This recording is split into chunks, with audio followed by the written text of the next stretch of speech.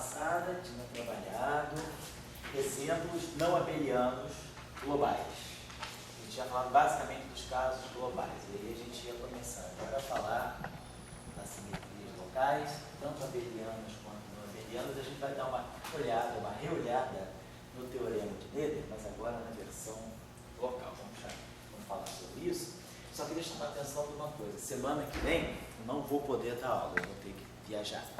Então, e aí na quinta-feira que eu estou voltando, mas eu vou chegar no Rio só de tarde, muito tarde. Então eu vou fazer o seguinte: semana que vem não tem aula nenhuma. Mas nesse domingo eu mando o último e-mail. Eu vou fazer o seguinte: todos os cursos vão até a aula 16. A partir da aula 16 eu encerro o curso aqui, mas as aulas continuam. Eu vou continuar as aulas com Tchalka, com Dória, com quem quiser vir. Mas aí eu vou ter horários diferentes, porque inclusive eu vou ficar trabalhando no período de Natal, vou dar aula no período de Natal. Eu espero com esse curso Mecânica Clássica chegar até a aula 20 ou 21. Nós hoje vamos ter a aula 15. Eu acredito que, não digo 20, talvez eu estou multiplicando demais, porque cada aula são quase 4 horas, talvez com mais 8 horas, talvez 3 aulas. A aula 15, aí eu vou precisar de uma aula 16, certamente, de uma aula 17, certamente, aí 18 e 19. Pode ser que a gente chegue até a aula 19. Então, aqui, oficialmente, eu vou chegar até a aula 16. Depois eu devo, com o Dória, com o Tchalka, fazer alguns tópicos a mais, continuar. Também tem o Yuri fez até os box. Aí eu vou fazer monopolos, vou fazer instantos e merons. Então, eu acho que vamos colocar assim, supostamente até a aula 20, expectativa de 20 aulas. Mas aí vai ser sempre, não precisa nem se preocupar. As aulas a respeito de transformação de energia. Vai ser antes. A aula de redução mecânica, eu devo fazer lá para a aula 18 por aí. 18. Vai ter umas 3 aulas. Uma aula longa, talvez 2 aulas longas dele.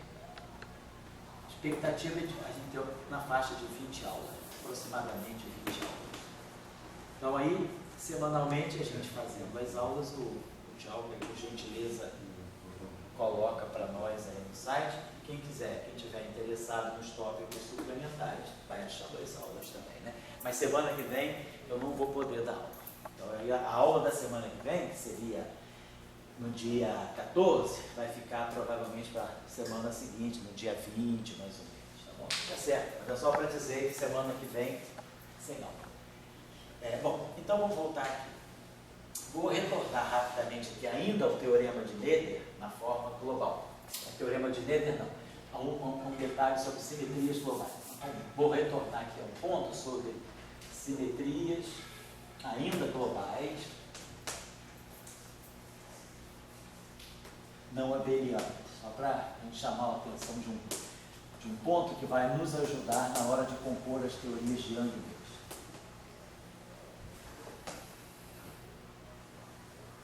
Então, nós já tínhamos falado, no caso de uma simetria global não abeliana, por exemplo, se nós pegarmos um campo genérico, esse campo aqui é um campo genérico, relativístico, em princípio, aqui nós temos a transformação de simetria não abeliana, que vai depender de um certo conjunto de parâmetros, tá? E aqui o campo. Essa representação aqui, a gente espera que seja uma representação, quer dizer, a gente trabalha com uma representação unitária de um grupo de Lie simples. Então, por exemplo, essa transformação aqui, ela tem essa forma aqui, os parâmetros do grupo e os geradores do grupo da representação onde está o campo fixo. Numa certa representação do grupo de Lie, eu tenho esse conjunto de geradores aqui. Para a transformação infinitesimal, então, se a gente quiser, vamos colocar assim, a transformação infinitesimal do campo, então ela fica sendo I. Essa transformação, então, é global. Pelo teorema de Noether, então, para simetrias internas globais, nós sabemos, né, que a variação... Não é global, porque os parâmetros não dependem da posição e do tempo, são parâmetros fixos, independentes de T e de X. É isso que é global. Os parâmetros ômega aqui são constantes. Então, pelas nossas discussões anteriores, a variação do lagrangiano pode ser escrita, no caso de simetrias internas, né? Ela pode ser escrita como a quadrodivergência, né, desse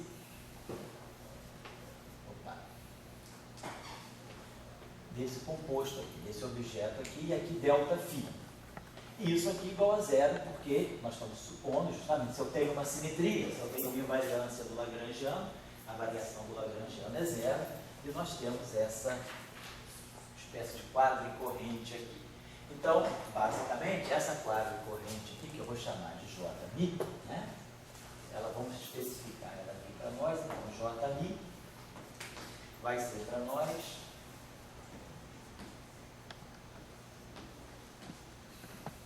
ΔΦ.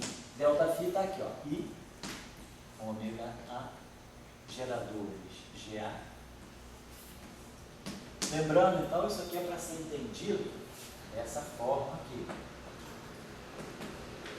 Esses campos aqui, eles estão ligados pelos geradores. Então, a gente tem que entender isso aqui da seguinte maneira. Esse campo aqui vai ter índice de uma certa representação do grupo de Gauge. É como se eu tivesse aqui um multiplete de campos φ, né? E essa equação aqui, essa transformação infinitesimal, ela é precedida dessa maneira. A variação do campo φ é o elemento de matriz IJ do gerador vezes o próprio campo φJ. Quer dizer, uma representação, uma transformação linear. A simetria é linearmente realizada, né? Os ΔΦ são funções apenas dos φ, e quem faz a conexão são os geradores. Então aqui é a mesma coisa. É para a gente entender isso aqui nesse sentido. I, aí aqui tem o I, ômega A, isso aqui é o nosso GA e J, e aqui é o nosso φ, J. Tem que entender isso aqui assim, como se fosse delta φ, delta φ. É o campo com a sua correspondente variação, mas aí a correspondente variação sai daqui, então essa é a forma. No caso desses parâmetros serem globais, justamente, né, essa lei de conservação, sendo igual a zero, eu posso botar esses parâmetros fora da derivada, eles podem passar pela derivada, porque eles são justamente constantes, então eu posso definir essas correntes aqui, Jμ. Então, tirando esse parâmetro, a corrente vai adquirir um índice A, que é o índice do gerador. Então, eu vou poder escrever as correntes dessa forma aqui.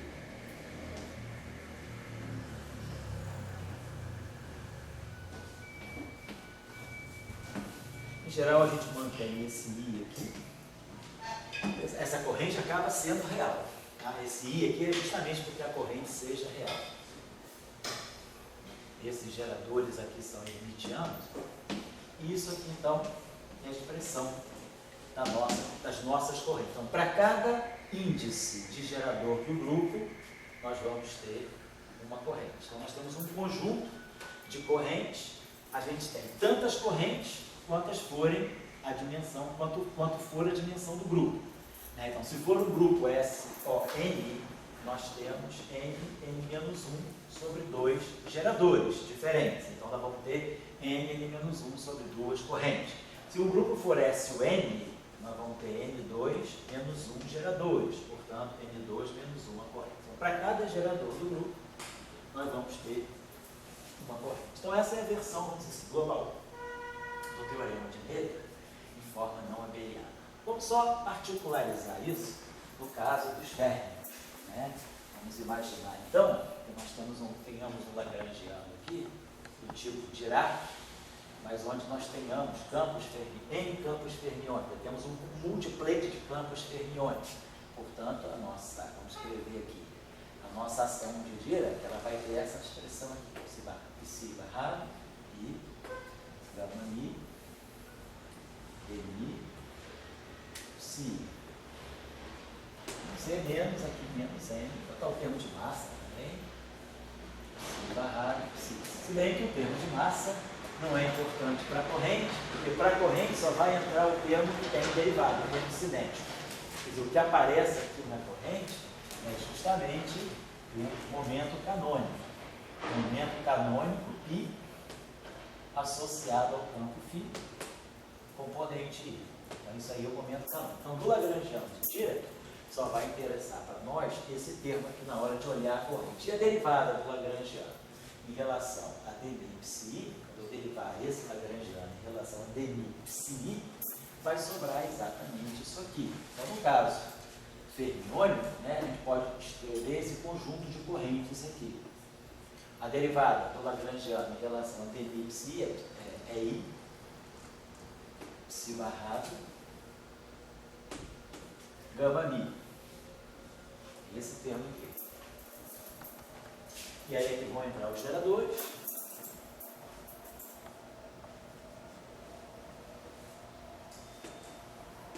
E aqui é os campos. Então nós temos, a gente pode agora, se quiser, omitir esses índices aqui, escrever essa corrente numa forma um pouquinho mais compacta, né? Só explicitando o índice do grupo. Então, as correntes conservadas para nós aqui vão ser I, psi barrado, gama mi, GA, psi. Gerou essas correntes aqui. Então, de novo, né? Cada gerador está associado a uma corrente. E aí a gente imaginar sempre que os índices internos do grupo, né, os índices de representação, aqui é índice de grupo, aqui é índice de álgebra de Lie. Agora, o psi, ele carrega índice de representação. Aquela representação onde os geradores são as matrizes GA e J. Então, é lembrar que aqui tem um psi, aqui tem um psi-J, e os geradores, eles acoplam aquilo que a gente chama de sabores, vamos dizer assim, né? Tá legal, só para chamar a atenção disso aqui, ainda falando de simetria global. Vamos agora iniciar o discurso, né, da simetria global. Sim, quer dizer, você teria não apenas elétrons, mas podia ter um mu. Exato, depende da simetria. Quer dizer, eu tenho um conjunto de campos fermiônicos. Pode, por exemplo, ser, no caso da teoria eletrofraca, por exemplo, é o campo do elétron e o campo do neutrino, que formam um dublete. O dublete é neutrino-elétron. No outro caso, eu posso ter elétron, mu, tal, não importa. Depende do tipo de simetria do qual eu estou falando. Né? Mas eu tenho um conjunto aqui de campos que são fermiônicos, só para lembrar. Então, por exemplo, no caso da eletrofraca, no caso da teoria eletrofraca, a gente pode tomar o nosso psi da seguinte maneira: ele vai ter duas componentes. Vamos falar que o I vai de 1 a 2. Eu tenho o grupo de simetria, o SO2. Nós temos um dublete de SO2. A nossa simetria é aquela chamada SO2 left. E aí a gente tem um dublete. O meu psi, então, ele vai ser aqui o campo do neutrino left e aqui, por exemplo, o campo do lepton, left, correspondente ao neutrino. Então, tem o neutrino correspondente a esse lepton e ambos lepton. Então, tem esse dublete de SO2. Então, no caso da simetria SO2, quer dizer, a corrente seria... Então, tem simetria SO2, eu tenho geradores. A representação do campo fermiônico é um dublete. O psi é psi1, é o campo do neutrino, psi2 é o campo, por exemplo, do elétron. Então, a nossa corrente JMA, ela vai ter essa estrutura aqui. Então, psi e barrado. Vamos colocar assim, psi barrado. Depois a gente abre. Que é esse psi barrado. Gama mi. Aí os geradores de SO2 na representação do dublete. São os geradores de Pauli sobre 2. E aqui, psi. Então, no caso do SO2, por exemplo, né, a nossa corrente pode ser escrita assim. E aí aqui eu vou colocar o campo do neutrino lepton barrado. Aqui eu vou colocar o lepton barrado. Aqui eu vou colocar o gama mi. Aqui eu vou colocar o sigma sobre 2. E aqui o neutrino lepton. E aqui o lepton lepton. Então, esses espinores aqui são espinores de 4 componentes. Então, esse objeto aqui, na verdade, tem 8 componentes. São as 4 componentes espinoriais do campo do neutrino e as 4 componentes espinoriais do campo do lepton. Então, eu tenho, mas essa estrutura aqui é uma estrutura 2x2. Quer dizer, eu tenho duas estruturas superpostas. Né? A estrutura de Lorentz, que me dá espinores quadridimensionais, mas agora aqui eu tenho um dublete de férmions do grupo de Lorentz. Então essa matriz sigma, ela vai atuar no sentido do dublete. Então eu vou ter duas correntes aqui. Nós vamos ter a corrente associada ao neutrino e gama left barrado, gama mi, sigma A sobre 2, né? Vou colocar assim, neutrino left, e vamos ter aqui a corrente do left. Então essa seria, por exemplo, no caso da simetria SO2, eu teria um dublete de leptons. Então, um dublete vamos dizer, de férmions. Um férmion é o neutrino e o outro férmion é o lepton carregado. Pode ser o elétron, pode ser o muon, pode ser o tal, não importa. É um exemplo. Vamos pegar o caso da QCD. Se a gente pegar, por exemplo, o caso da QCD.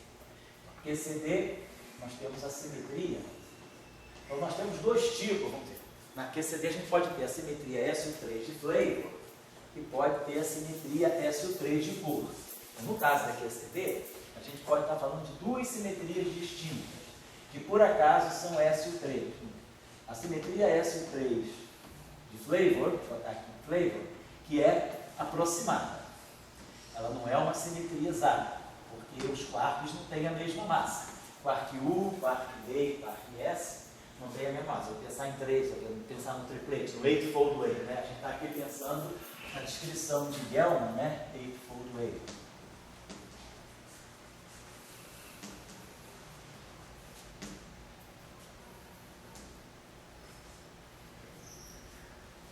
Então, na descrição aqui dessa simetria, essa simetria é aproximada. Agora, nós temos a simetria exata, que é a simetria SO3 de Bohr, a QCD.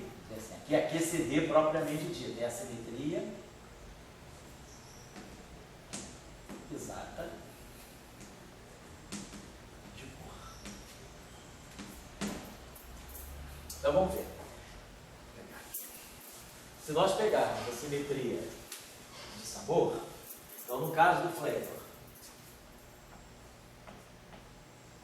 no caso do sabor, a simetria SO3 de sabor. Então nós temos um triplete. Nós pegamos os 3 quartos, vou botar aqui I maiúsculo. Esse I pode ser 1, 2 e 3. Representando, por exemplo, quark U,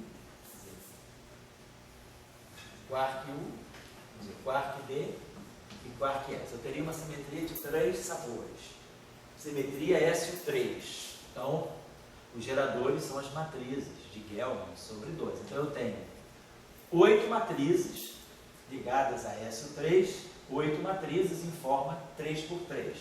Então as minhas correntes de sabor vão ser JMA, representando aqui o sabor. I.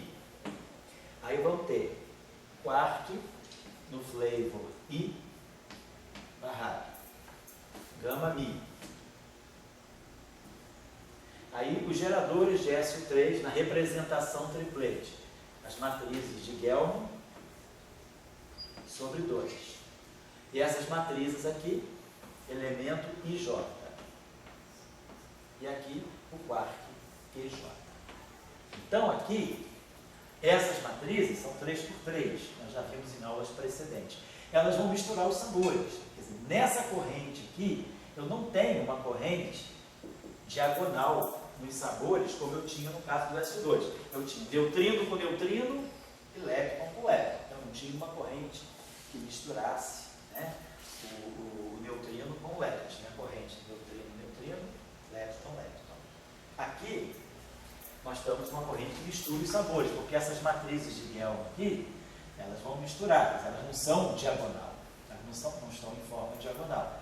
Então, eu vou ter um quark, por exemplo, U, acoplado, por exemplo, com quark D, com quark S, por essas coisas. É só lembrar da forma das matrizes de Gell-Mann. Por exemplo, se eu pegar a matriz lambda 1, vou pegar a matriz lambda 2, vou pegar a matriz lambda 4, por exemplo. A matriz lambda 4, ela é 0, 0, 1, 0, 0, 0, 1, 0, 0.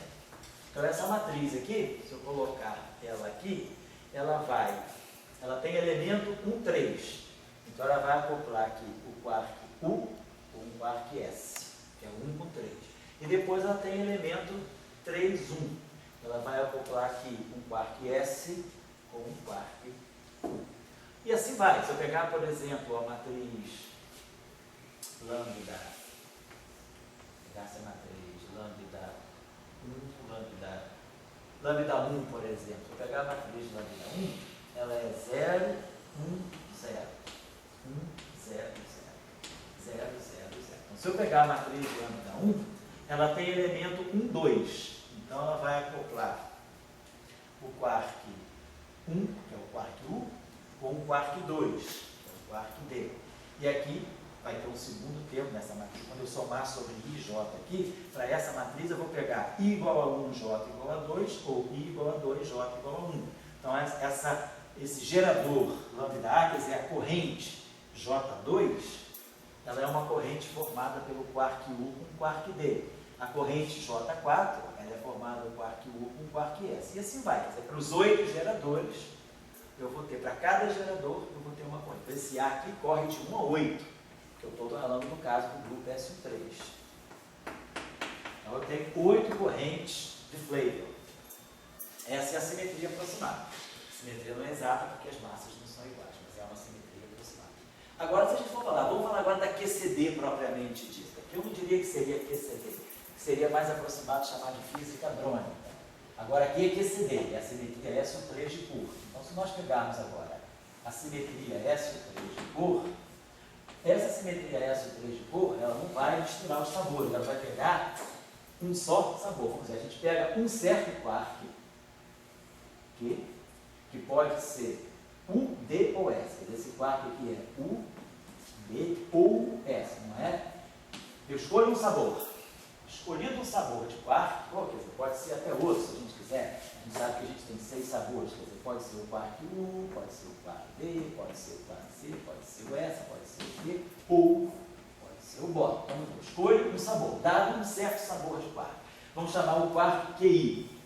Então, isso aqui vai especificar o sabor agora. Eu saí do SO3 de Flavor, estou passando agora para 6 sabores, que pode ser U, D, C, S, T, U. Então, vamos dizer, eu vou escolher o quark QI. I vai de 1 a 6. Um sabor específico. Um saborzinho em particular.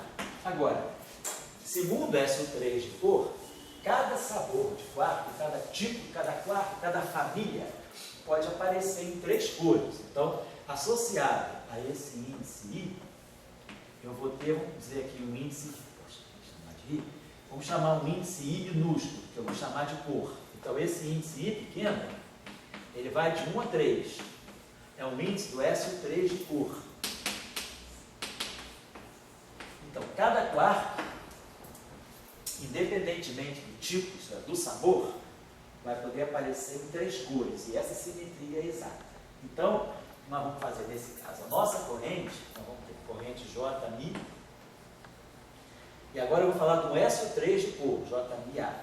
Então, essa corrente aqui, vamos colocar assim, é a corrente JMI, vamos colocar assim, associada a um certo quark I, com sabor, vamos dizer, a um certo quark I,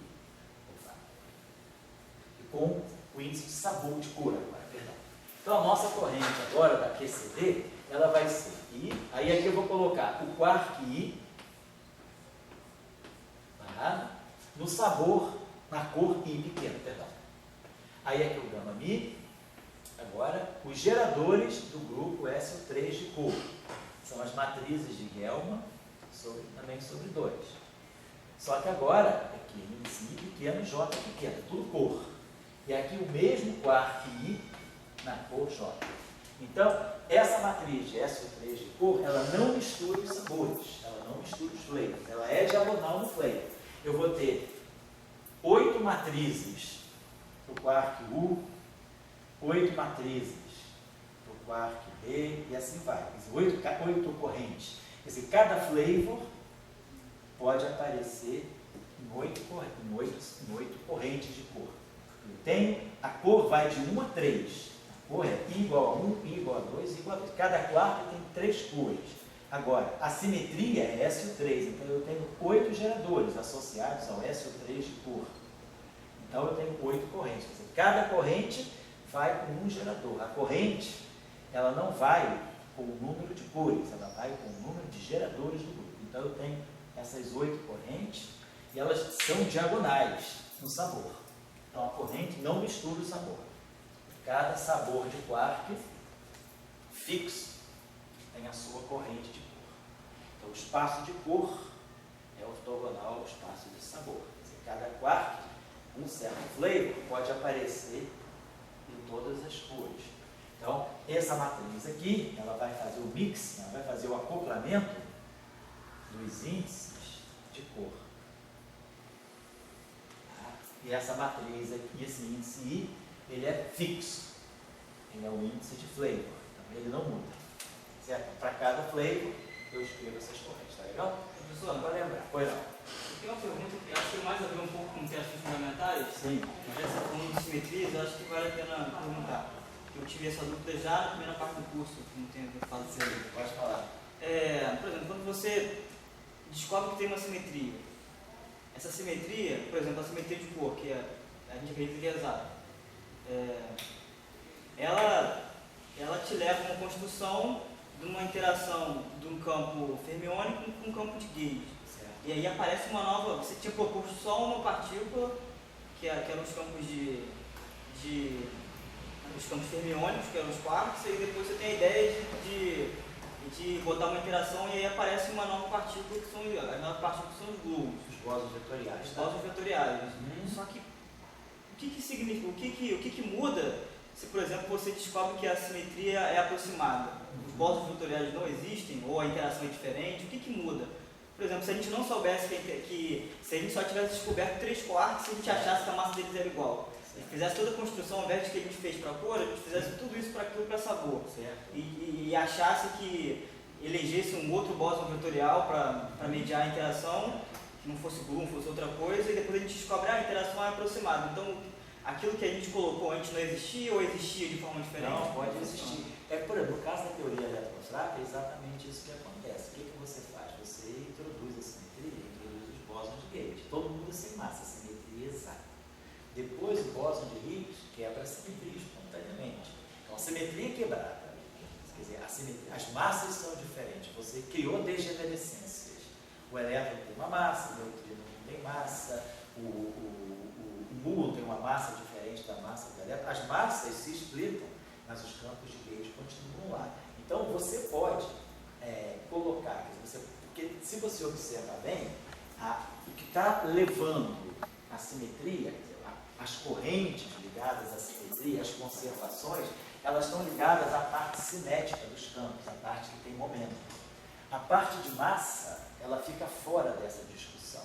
Então, para você observar as correntes, aquelas correntes que são conservadas e que vão estar ligadas, por exemplo, à eventual introdução de bósons vetoriais, ela está na parte cinética. A parte de massa, ela pode ser, eu posso quebrar a simetria, por exemplo, eu posso ter o quark, vamos dizer, eu posso ter o flavor 1 e o flavor 2 com massas diferentes. Eu poderia ter aqui uma massa assim, ó, Mi, Psi barrado, Psi. Quer dizer, cada cor, ou cada sabor, por exemplo, poderia ter uma massa diferente. Isso daria que aqui eu coloquei a mesma massa para todo mundo, a simetria é exata. A simetria não é quebrada por esse termo, nem por esse termo. O que você pode fazer é o seguinte, começar na situação de simetria exata. Aí introduz os bósons de Gauge, introduz as novas partículas, como você está falando. Depois, você pode acomodar os possíveis desvios da simetria, colocando aqui massas diferentes. Mas não, o setor do bóson de Gauge vai permanecer o mesmo. Porque quando você introduz, nós vamos ver daqui a pouco, quando a gente introduz a simetria local e introduz os bósons de Gauge, a gente introduz ligado a corrente e a parte cinética. Então, no caso da quebra espontânea de simetria, como é o caso da teoria eletrofraca, você introduz os bósons de Gauge, ninguém tem massa, a simetria é perfeita, tudo exato, todo mundo tem a mesma massa. Quando há a quebra espontânea da simetria, os bósons de Gauge já estão lá. A simetria é quebrada. Aí, as partículas que não tinham massa adquirem massas diferentes, então você não vai ver a simetria no espectro, e os próprios bósons de Gauge ganham massa. Então, o que pode acontecer quando você tem a quebra da simetria, é que os bósons de Gauge que são introduzidos sem massa, a simetria pede que eles sejam sem massa. Se você quebra a simetria, ou se a simetria é aproximada, esses bósons de Gauge podem ganhar massa. É o que pode acontecer. Mas a existência deles não fica comprometida. Então, só queria chamar a atenção desses exemplos que o Dória pediu para chamar a atenção, que é pegar, exatamente, é bom pegar casos, assim, casos concretos, ilustrar com situações. Então, nós pegamos a situação da eletrofraca, pegamos a situação da simetria de flavor aproximada da QCD e depois pegamos a simetria exata de cor da QCD. Então, no espaço das cores, as correntes conservadas, elas não misturam os sabores, elas misturam as cores, mas não os sabores. Bom, e no espaço e na simetria de flavor, a corrente mistura os sabores. Então, só queria chamar a atenção disso. Agora a nossa discussão vai ser mais em cima da passagem da simetria global para a simetria local. Então, o que a gente vai começar a ver agora é a passagem local.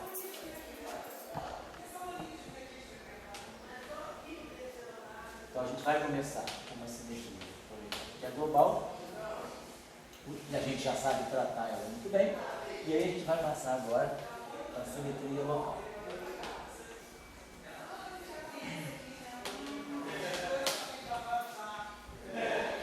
Então, por exemplo, aqui nós temos um conjunto de parâmetros ômega A. Quando a simetria ficar local, eu vou ter um conjunto de parâmetros ômega A que dependem das coordenadas espaço-temporais. Tá? Então, passamos para a simetria agora local. Mas simplesmente assim, fazer essa passagem, sair de parâmetros globais para passar para parâmetros locais, tá bom. Bota uma flechinha, resolveu tudo, não. Qual é o conteúdo físico dessa discussão? O que nos pede, o que nos faz passar de uma simetria global para uma simetria local? Qual é o conteúdo físico, né? Conteúdo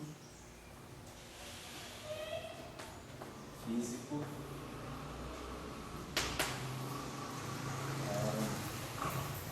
desta passagem de global para local.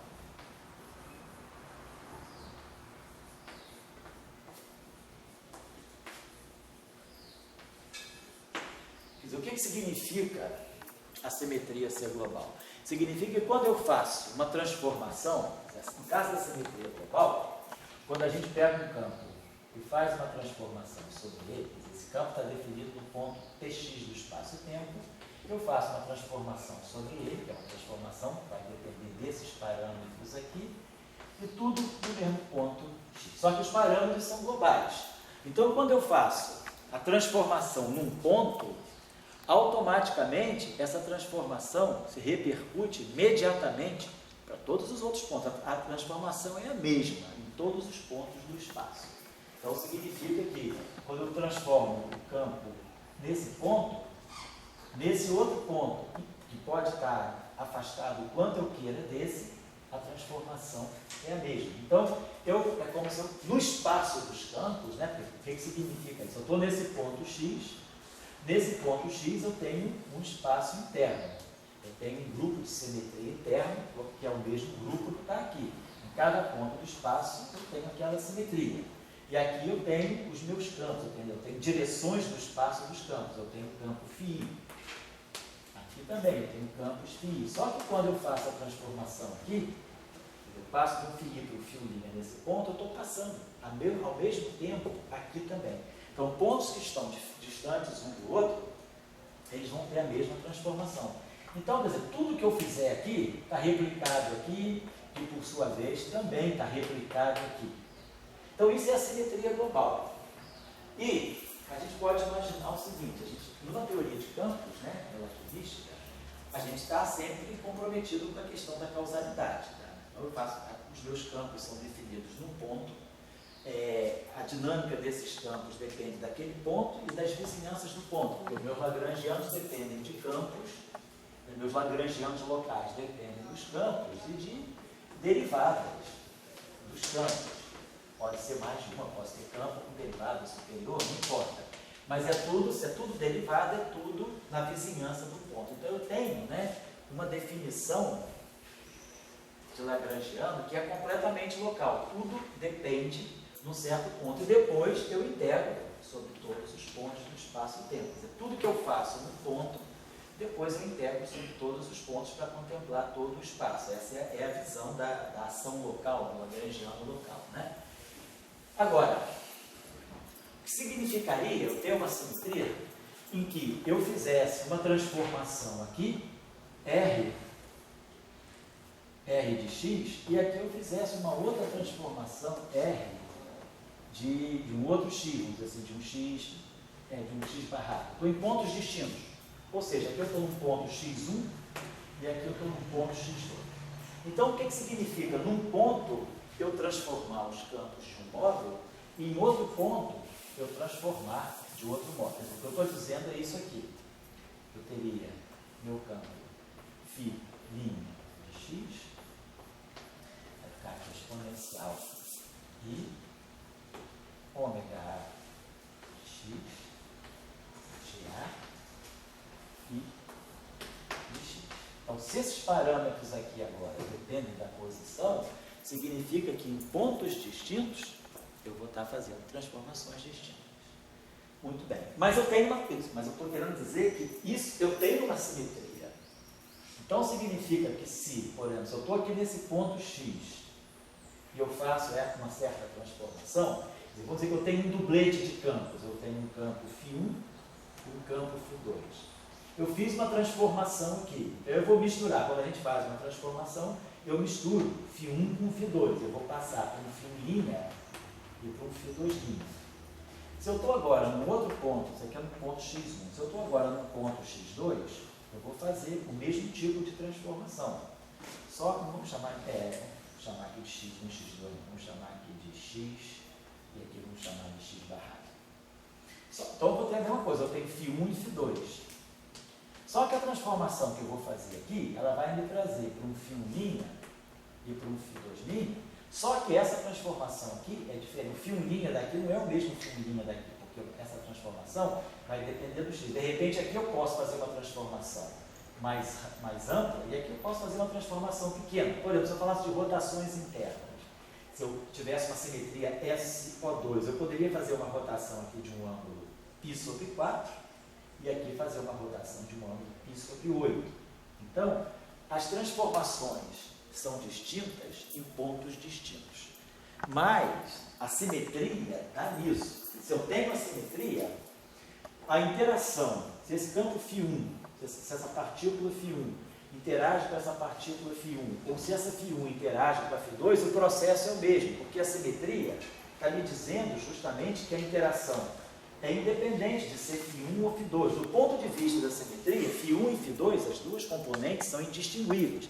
Quer dizer, se eu tenho as três cores de quark, a interação, se eu tenho uma simetria, a interação é a mesma. Quer dizer, eu espero que a interação seja a mesma, independentemente da cor. Então, quando eu faço essa transformação, não importa se aqui é φ', se esse φ' daqui é diferente desse φ' daqui e esse φ2' é diferente, a interação desse cara com esse cara, ela é a mesma. A gente tem uma simetria. A simetria vai depender do ponto onde eu fiz a transformação. Então, o que isso pressupõe? Quando a simetria é global, eu rodo todo mundo junto, fica todo mundo igual. O φ' daqui é o φ' daqui, o φ2' daqui é o φ2' daqui. Então, eu não preciso comparar nada. Eu faço uma rotação num ponto e ela se repercute para todos os pontos do espaço. Isso é a simetria global. No caso da simetria local, as rotações são diferentes. Então, o que é esse campo aqui não é esse campo aqui. A simetria tem. Eu posso fazer isso, mas esses campos são diferentes. Então, eu tenho que criar um padrão de comparação. Eu tenho que saber o quanto o φ' daqui é diferente do φ' daqui. Eu fiz rotações em pontos distintos. Então, os campos se transformaram distintamente. Mas isso é uma simetria. Então, eu vou precisar ter um padrão de comparação de quanto esse objeto aqui é diferente desse aqui e o quanto esse é diferente desse. Então, se eu estiver interagindo φ1 esse cara com esse cara, ou esse cara com esse cara, eu preciso ter um padrão de comparação, para poder comparar a física daqui com a física daqui. Então, nós temos, né, como as simetrias agora, como as rotações foram bem diferentes em pontos distintos, eu tenho que criar um padrão de comparação, já que eu tenho uma simetria, eu preciso criar esse padrão de comparação. Deixa eu colocar uma coisa só aqui para vocês, para poder ir ficando mais claro. Então, o que eu estou fazendo? Vamos dizer o seguinte, ver os campos, em geral, eles têm dinâmica, a gente espera que a gente tenha um campo dinâmico. Então, vamos dizer, eu tenho, meus lagrangianos vão depender das derivadas dos campos. Então, eu tenho, além do campo, eu tenho as derivadas dos campos. Quando eu faço uma transformação global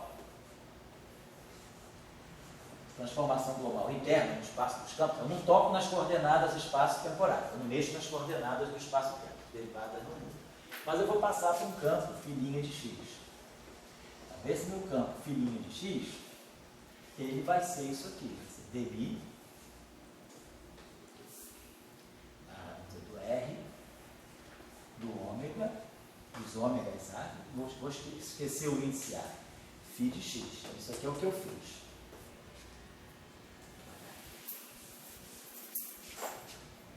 Então, aqui eu vou poder, como isso aqui tudo é constante, no caso da simetria global, isso aqui é constante. Então, eu posso tirar essa matriz de transformação da derivada.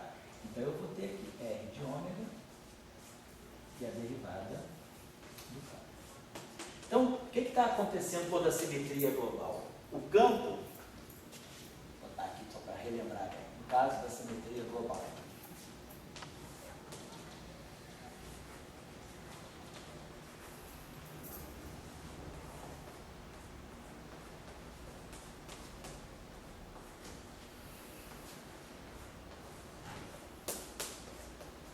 O campo e a sua derivada se transformam da mesma forma. Quer dizer, isso aqui é o dmi do filinha de x. Então, o campo se transforma da mesma forma que a derivada. Ou seja, os momenta se transformam igualmente as coordenadas. Então, nós não temos nenhuma distinção. Quer dizer, o que está acontecendo? Porque quando eu fiz a transformação num ponto, essa transformação se transmitiu para todos os outros pontos, ela foi instantânea, todo mundo se transformou igualmente. Então, independentemente do ponto onde eu estou, essa derivada, quer dizer, o momento do campo, ele não vai sentir uma transformação distinta. Por quê? Porque a simetria é global. O campo é local. A transformação, ela deve ser feita num ponto. Tudo é local. Descrição no campo, descrição lagrangiana é local. Mas a transformação é global. Agora eu vou fazer a mesma coisa, só para a gente fazer um quadro comparativo, no caso da simetria local.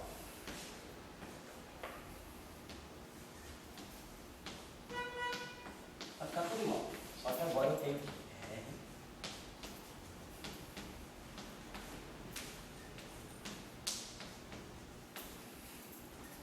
E aí agora vamos olhar os momenta associados aos campos. As derivadas dos campos, ou seja, as velocidades dos campos, né? Então, a transformação não mexe nas coordenadas do espaço-tempo, mexe apenas nos campos.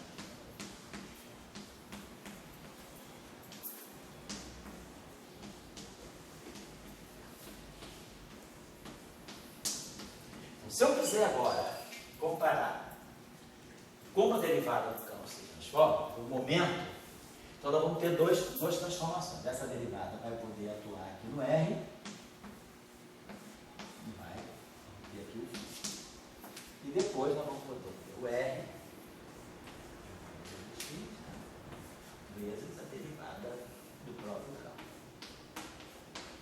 Então, o fato da transformação agora ser local, ela me traz uma assimetria entre o campo e o momento. Aqui, o campo e a sua velocidade se transformam da mesma forma. Aqui, não. Aqui aparece uma novidade, que é a própria... Então, eu vou ter uma repercussão na transformação da velocidade do campo nova. Isso aqui é o global. Isso aqui é como no caso global.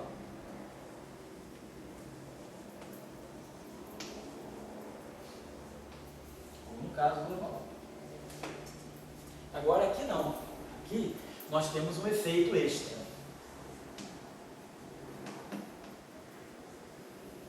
Qual é o efeito extra?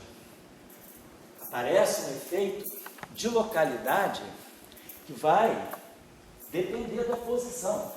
Então, quer dizer, se eu fizer uma transformação num campo, então vai depender de como a transformação varia no espaço-tempo. Então eu crio, vamos dizer assim, um elemento novo. Eu altero a estrutura de velocidade, no fundo eu altero a estrutura de momento. E momento é crucial. A gente vai quantizar, isso aqui é crucial, eu tenho TQ com P, não tem IH cortado. Então se eu mexo, aqui eu não mexi, basicamente eu fiz, a transformação é homogênea, mas aqui eu introduzi alguma coisa nova. Eu introduzi, aqui a transformação do campo é assim, se tudo fosse assim estaria legal, mas agora não. Eu introduzi um elemento novo que está fora, vamos dizer assim, do campo, independe do campo, é algo que depende da transformação.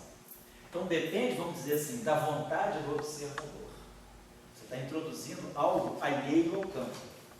Algo que, claro, se reflete no campo, mas que está medindo, né, está medindo o quanto a transformação depende do espaço-tempo.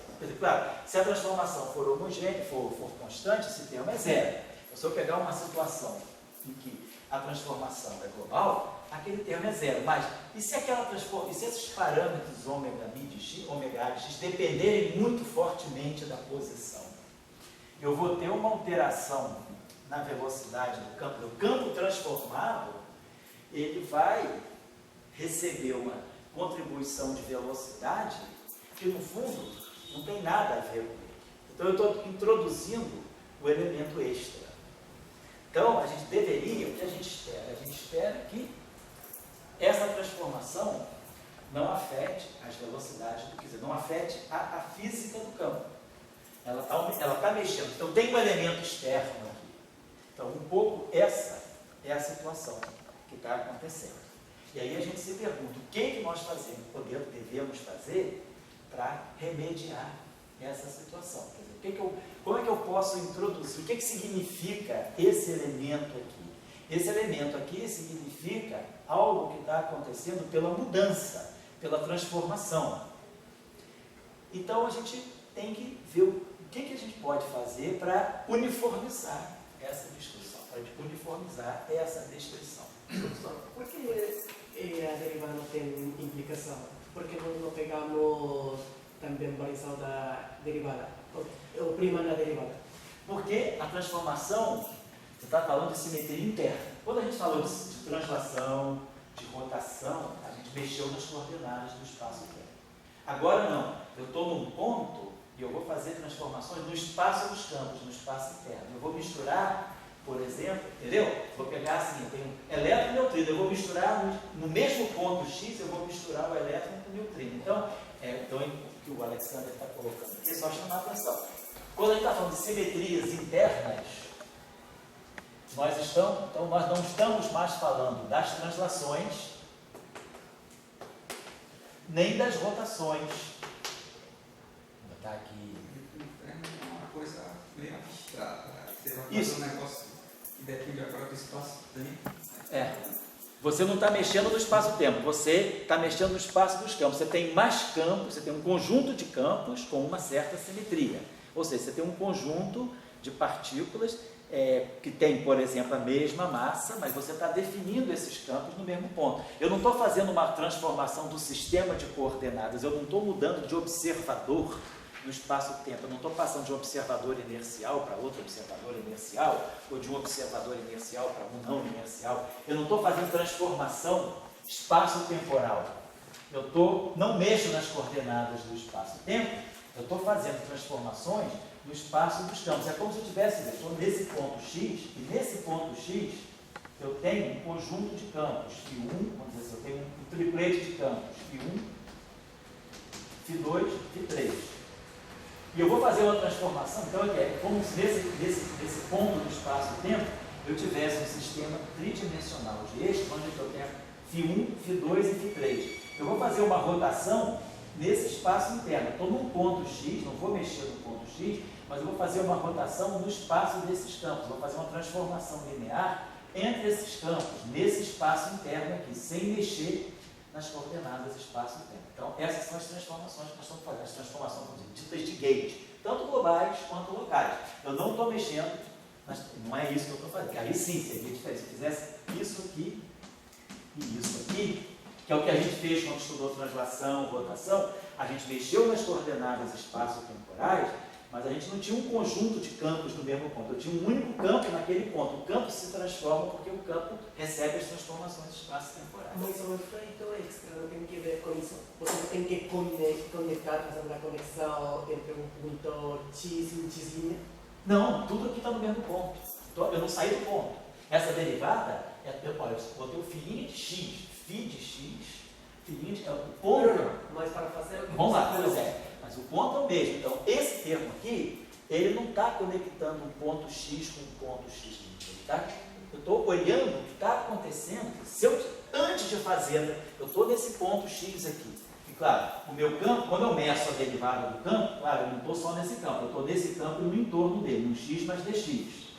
Então, se eu olhar o campo agora, se eu olhar o campo em x ou em x mais dx é uma coisa. Agora eu vou olhar a derivada do campo. Então, quando eu faço a transformação do campo nesse ponto aqui, eu mexo só no campo. Mas quando eu faço a transformação, eu vou olhar a derivada do campo nesse ponto, mas aí eu fiz a transformação no campo, nesse ponto, nesse ponto x, ou, estou falando do x e das vizinhanças dele, o que vai aparecer aqui é a derivada da transformação, naquele ponto. Então, isso vai depender muito de como essa transformação varia com x.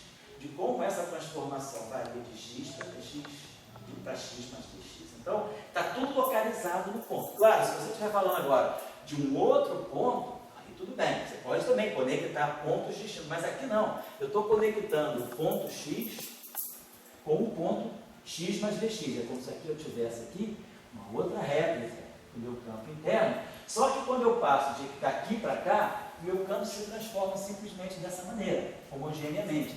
Mas quando eu passo daqui para cá, eu ganho um elemento novo na derivada do campo, que é isso aqui. Então isso aqui é tudo localizado no ponto. Certo? Então eu tenho um elemento novo na velocidade, naquilo que é a velocidade do campo, a dependência do campo.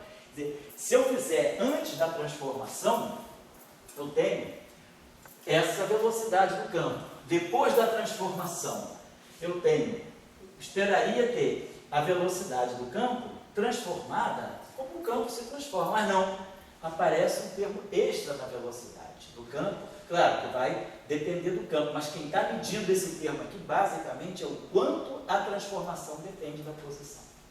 Então, entra um elemento cinemático novo, que não é o campo. Então, essa é a questão. Como isso, o que isso poderia, está dizendo para nós, deixa eu apagar isso aqui, acho que isso aqui eu posso apagar. Então, o que nós esperamos, né? Nós esperamos que nós gostaríamos de ter vamos pensar bem uma coisa. Quando nós vamos pensar aqui, por exemplo, no campo fermiônico, que é o campo mais limpo que tem, é o campo que é a primeira ordem. A ação do campo fermiônico, basicamente, a ação cinética do campo fermiônico é essa aqui. Então, quando eu tenho uma simetria global, a transformação que é feita aqui, ela compensa a transformação que é feita aqui. Porque se aqui aparece uma transformação R, aqui aparece uma transformação complexo conjugado, vamos dizer, o conjugado hermitiano da transformação. Então, o que vai aparecer aqui, porque aqui, esse objeto aqui é um psi-Dagger gama zero. Então, o que aparece aqui é o hermitiano conjugado da transformação.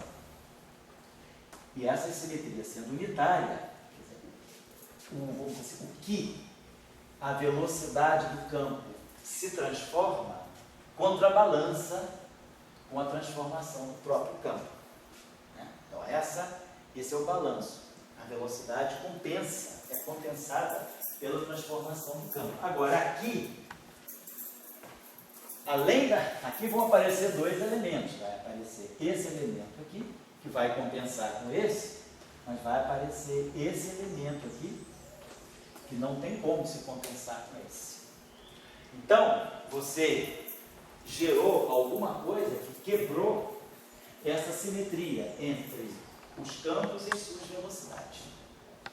Então, o que a gente espera, né, é que, para que a simetria seja local, quer dizer, para que eu possa ter essa descrição igual em todos os pontos, porque senão eu vou começar a ter uma física que depende do ponto. Eu vou ter num ponto eu vou ter no ponto uma descrição, no outro, a simetria ela acontece num ponto, mas não acontece em outro ponto. Essa matriz aqui, eu posso ter simetria num ponto, mas faço a transformação, gero esse elemento extra.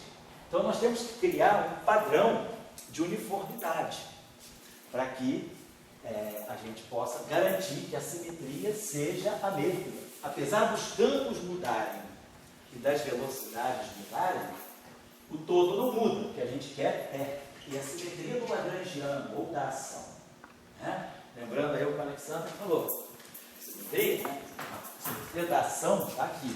Ação integral do lagrangiano, da densidade lagrangiana. Claro, se eu fizer transformação de simetria no lagrangiano sem mexer nas coordenadas espaço-temporais, automaticamente isso aqui é uma simetria da ação.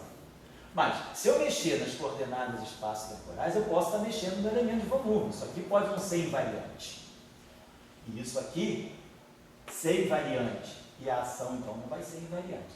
Nesse caso, não estamos falando disso. A simetria do lagrangiano é automaticamente uma simetria da ação. Por quê? Porque eu não mexo nas coordenadas. X' é sempre igual a x. Eu mexo nos campos, mas não nas coordenadas. Então, isso aqui não muda. Então, se isso aqui for simétrico, isso aqui, então, a variação da ação, ela depende de duas coisas. Quando a ação varia, eu posso ter a variação do elemento de volume vezes o lagrangiano, mais o elemento de volume e a variação do lagrangiano. Uma simetria que satisfaz isso é a simetria de escala. Se eu mexo na simetria de escala, eu mexo no elemento de volume. Se eu escalar as coordenadas, meu elemento de volume se escala. Então, o elemento de volume não é sempre invariante. O elemento de volume é invariante por translação. Se x' é x mais epsilon, dx' é dx. Então, o elemento de volume não muda, o elemento de linha não muda, o elemento de volume não muda. Se eu pegar uma rotação, x' é igual a rx. Como é que eu vou ver se então, agora, quem é dx'? Dx' é dx', dx, dx. Então, isso aqui é dx', derivada de x' em relação a x é isso aqui. Então, o elemento de linha, agora, o que é o elemento de volume? O elemento de volume é o determinante. Mas o determinante, então, isso aqui vai para o D4x', então vai estar o determinante de R vezes o D4x. Se eu tenho uma rotação, o determinante da rotação é SO alguma coisa. Rotação, então, é matriz especial, determinante 1. Então, o elemento de volume não muda. Então, por transpolação, o elemento de volume não muda. Por rotação, o elemento de volume não muda. Mas por dilatação, se o meu x' for escalado, ele for um lambda vezes x. Então, dx' é lambda dx. Então, o elemento de volume, ele agora vai dar um fator lambda 4 e d4x. Então, o elemento de volume muda por dilatação. Então, se o elemento de volume muda por dilatação e eu quero uma ação invariante, o lagrangiano tem que mudar para compensar. Eu tenho essa mudança e essa mudança. Então, estou querendo colocar que, às vezes, o elemento de volume muda, às vezes não. Mas, no nosso caso, ele não muda, porque nós estamos falando de transformações internas. Nós não mexemos nas coordenadas do espaço-tempo. Então, a invariância do lagrangiano é automaticamente a invariância da ação. Então, lembrando aqui o que está acontecendo para nós. Então, o que está acontecendo para nós é que, ao fazer uma transformação local, o fato da transformação ser local, o quanto os parâmetros dependem da posição, vai influenciar na velocidade do campo. Então, vocês percebem que a gente está levando um elemento extra do problema? Eu boto os campos para evoluírem E se eu tenho uma simetria, eu posso fazer a minha transformação. Mas se a simetria é local, quando eu faço a transformação, eu introduzo um elemento meu. Eu estou dizendo, ó, se eu colocar uma transformação que depende de x de um jeito ou de outro, esse termo muda. Esse termo ele é um termo agregado à transformação. Então ele não é genuíno do espaço dos campos, ele é alguma coisa ligada ao tipo de transformação que eu faço. Eu tenho que tirar vamos dizer, introduzir um ruído. Eu tenho que limpar a minha descrição desse ruído. Essa que é a ideia. Então a ideia do campo de Gauge por isso que ele chama campo de calibre. Ele vai calibrar as coisas para que eu retome a situação de simetria independentemente do ponto. É isso que a gente está dizendo. Então, o que a gente observa é o seguinte, no caso global, a derivada, no caso global, vou colocar aqui, global, o campo e a derivada se transformam da mesma forma. Então, a transformação aqui é igual à transformação aqui, mas como aqui tem um conjugado hermitiano, a transformação do campo é essa, a transformação da derivada é a mesma, eles se cancelam. Então, eu tenho a compensação entre a velocidade e o próprio campo, porque é a simetria global. No caso da simetria local, a velocidade ganha um elemento extra.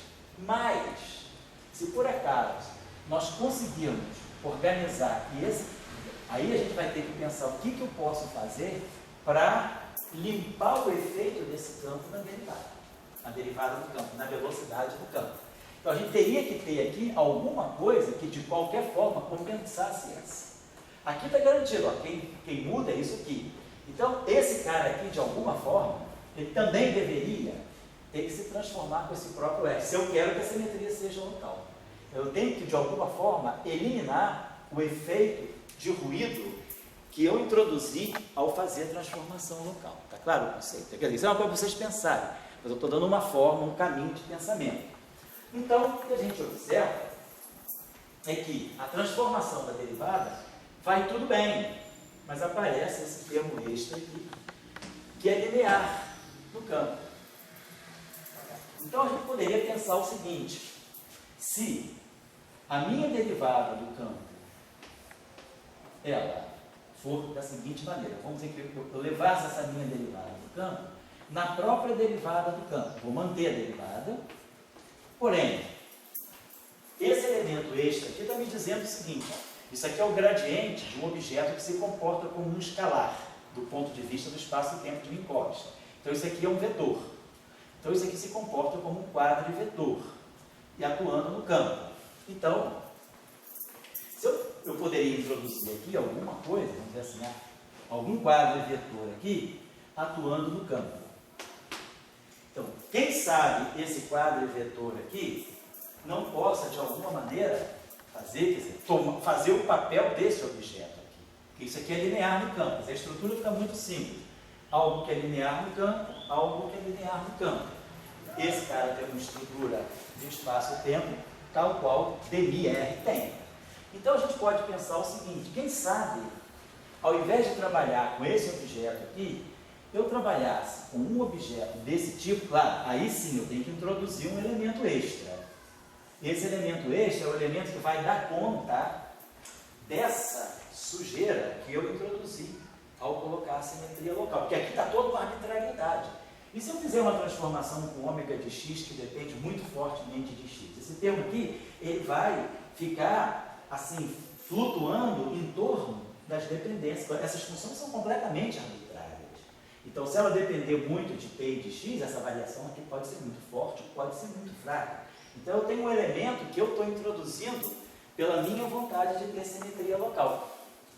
Então, o que a gente está pensando é que talvez eu possa criar um elemento que vai dar conta daquela arbitrariedade que eu estou introduzindo para uniformizar a descrição física que eu quero. O que eu preciso, olhando para cá claramente, é que esse objeto se transforme da mesma forma que esse. Quer dizer, então, da mesma forma que eu tenho φ' de x igual a R de ômega de x, φ de x, eu gostaria de ter, não tenho, eu gostaria que o dmi φ, tudo linha de x, né, ou seu dmi φ fosse R de ômega x dmi φ de x. Mas isso não é possível, por causa desse termo aqui. Então, isso está fora de cogitação. Mas a gente viu, o que está atrapalhando no final do dia, eu ter um R aqui, que me cancele esse R Dagger aqui. Está me atrapalhando é o termo que mede justamente a derivada do R. Então a gente viu, uma possibilidade seria, eu mantenho uma estrutura tensorial correta, se esse termo aqui, isso aqui é um quadro vetor, então isso aqui pode passar para isso aqui, mas eu posso introduzir aqui esse elemento, vamos dizer aqui, introduzir alguma coisa que vai depender de x e que vai estar acoplada com o campo. Agora a pergunta, será que esse objeto aqui, a transformada dele, será que eu tenho condição de dizer que isso aqui também é um R de ômega de x?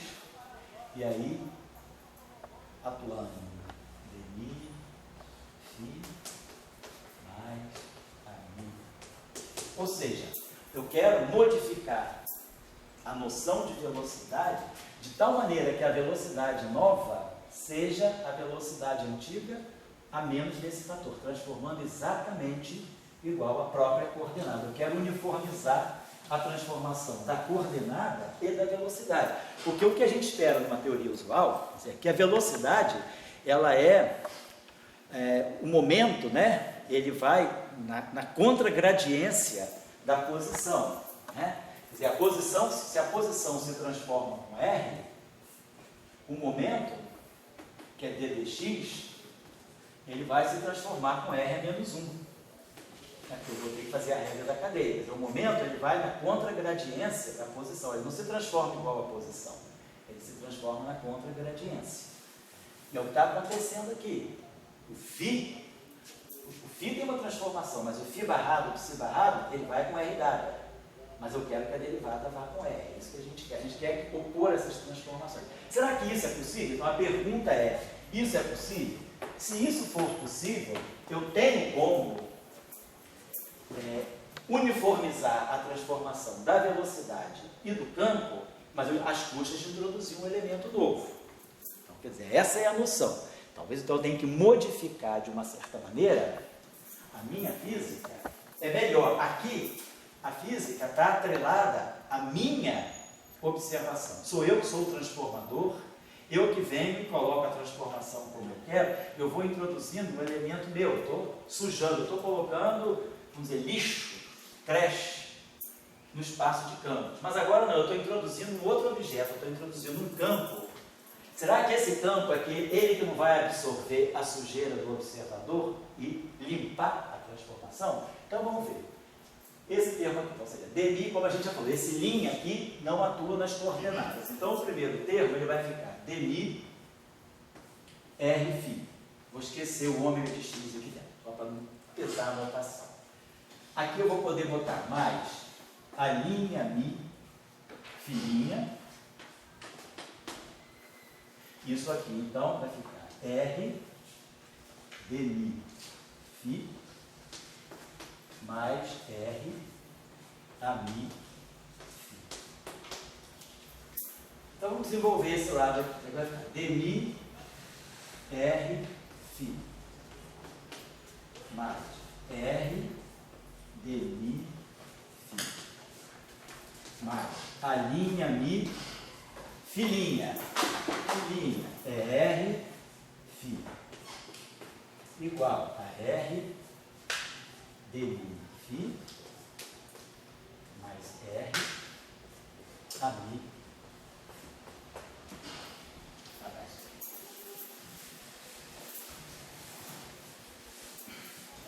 Então, esse termo aqui, ó, cancela esse termo aqui. Depois, aqui eu tenho φ, vamos fazer o seguinte, isso, aqui eu tenho φ, tudo multiplicativo. Então eu posso fatorar, isso aqui tem que valer para qualquer φ, isso aqui é independente do φ. Então eu ganhei uma equação que me relaciona aquela derivada que eu não quero aquilo que eu estou injetando quando eu faço a transformação, mais esse termo aqui, alinha-me R, igual R a mim. Então eu posso trazer esse termo aqui do lado esquerdo. Eu tiro ele daqui e trago ele para cá.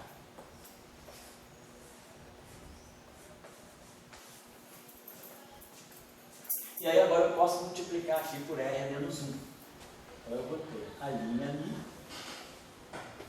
fica R a mi, R menos 1, menos deli, R vezes R menos 1.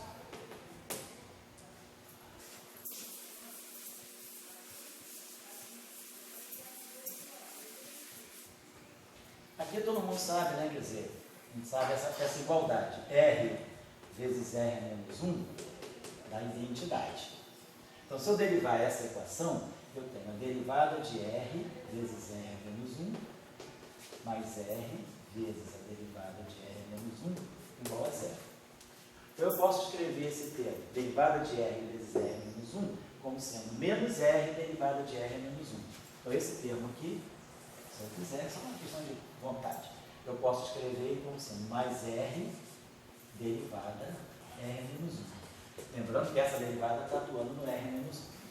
Então, a gente tirou uma equação de transformação, vamos colocar aqui, tal que me possibilita isso que nós estamos discutindo, resolver essa questão.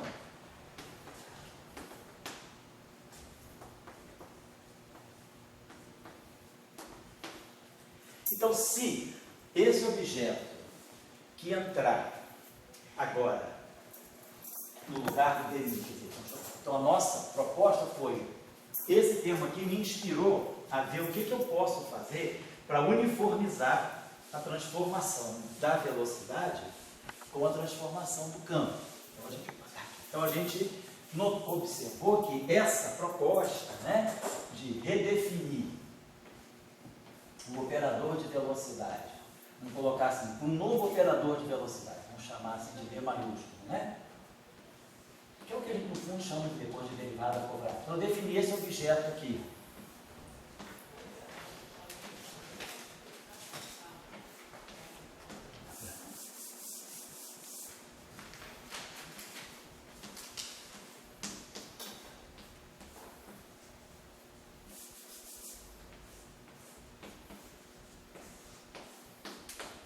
Então isso aqui me garante, com aquela transformação, esse filinha se transforma desse modo.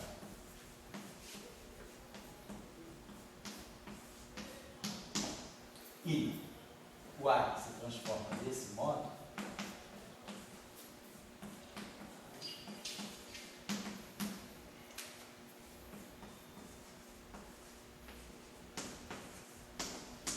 Então a gente sabe que esse objeto aqui automaticamente se transforma desse modo. Porque nós definimos esse objeto para se transformar desse modo. A gente justamente colocou o AMI para o AMI, através desse termo aqui, absorver aquele termo escuro que eu não queria ter. Então é isso que nós chamamos um campo de calibre. Ele vai calibrar, ele vai acertar a situação para que essa velocidade agora do campo, essa nova velocidade, se transforme da mesma maneira que o campo. Eu perco, cara, aquela não homogeneidade que vinha desse termo aqui.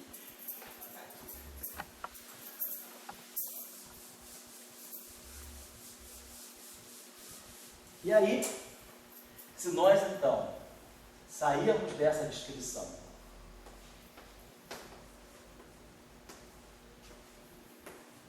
e passarmos agora para essa descrição, onde agora eu tenho si e a,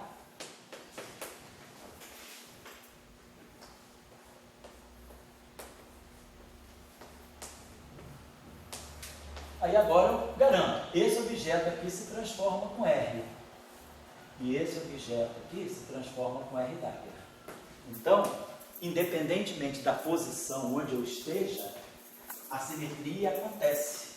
Porque justamente agora eu consegui, com essa nova definição de momento, com essa nova definição de derivada, limpar, quer dizer, esse campo aqui é o campo que vai fazer o papel do rastreador do lixo que eu introduzo.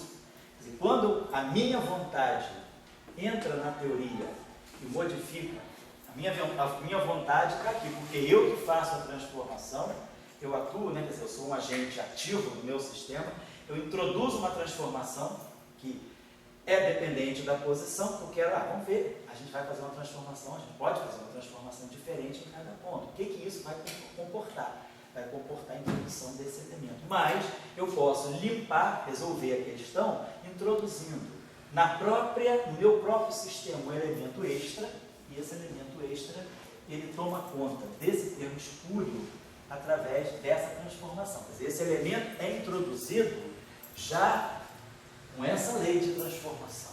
Então é isso que a gente chama de um campo de gauge ou um campo de calibre.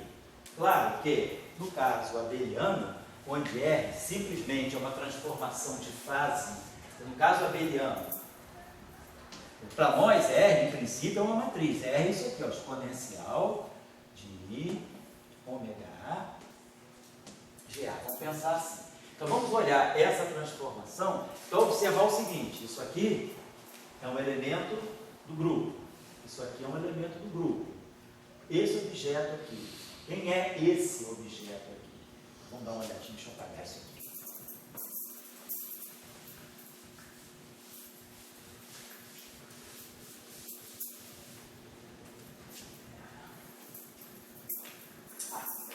Dá para ver.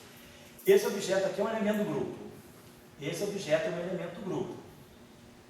Mas esse objeto aqui não está no grupo. Quando eu multiplico o grupo, derivada, grupo a menos 1, eu saio do grupo e vou para a álgebra. Vamos ver por quê. Então, esse elemento aqui pertence ao grupo. R menos 1 também pertence ao grupo. Mas quando eu faço essa composição, vamos ver o que vai acontecer. Quem é R? R é exponencial de ômega GA. Aí aqui eu vou ter dmi atuando aqui, exponencial de menos I, ômega A, vou botar ômega B, G, tanto faz. Então tem essa derivada atuando aqui.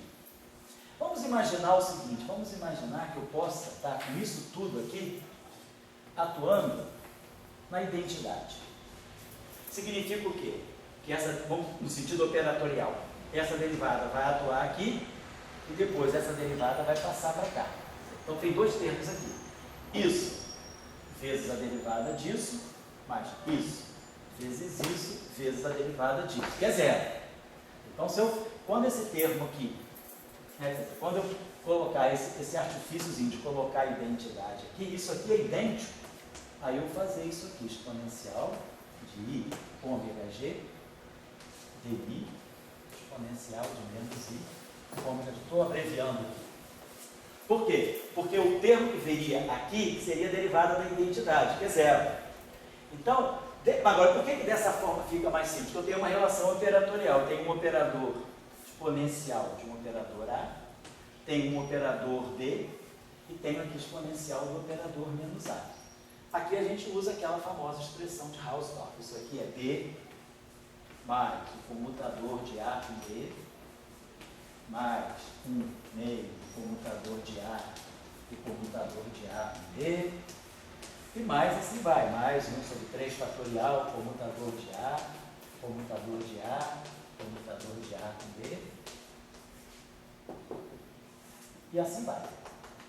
A gente faz essa expressão, sempre o comutador, isso linear e B, mas todas as potências, né? Então a gente tem a série aqui, a famosa derivada de μ. Muito bem. Então, quando eu estou fazendo isso, vamos aplicar Hausdorff